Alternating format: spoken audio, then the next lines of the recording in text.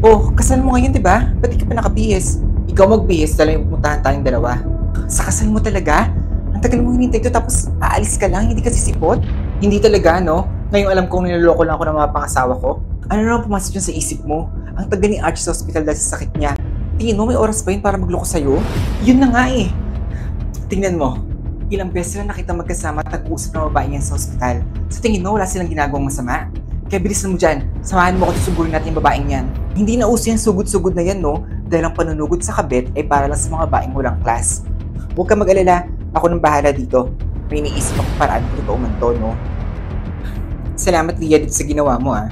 Kahit pa paano gumaan yung loob ko at nakaganti ako sa kanya. Sabi ko naman sa'yo, di ba? Ako nang bahala sa kanya. Trending ngayon yung mga kabit sa social media kaya ito yung naisip kong paraan para maturuan ng leksyon yung babaeng yan. So as of now, we have 350,000 likes and 50,000 shares. Deserve ng babaeng yan yung ginawa natin sa kanya. At ngayon, silang-sila na yung pangalan niya sa social media. Teka sandali. Kilala mo ba tong babaeng to? Basta. Ang importante, nakaganti tayo sa kanya, no? Talagang tumawag ka pa. Narinig mo ba yung sinasabi mo, Archie? Kahit anong gawin mo at kahit magmakaawa ka sa akin, hindi ko buburahin yung post na yun.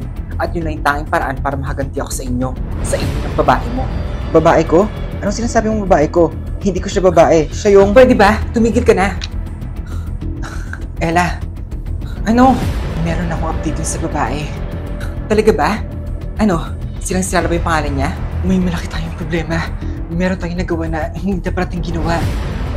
Naghahanap na tayo ng mga pulis ngayon. Ha? Paano? Bakit? Ano yung problema sinasabi mo? Ano yung sinasabi mong ginawa nating mali? Yung babae kasi na pinost natin sa social media, yun yung babaeng nag-donate ng kidney para kay Archie para gumaling siya. Nagkamali tayo ng hinala. Ganun ba?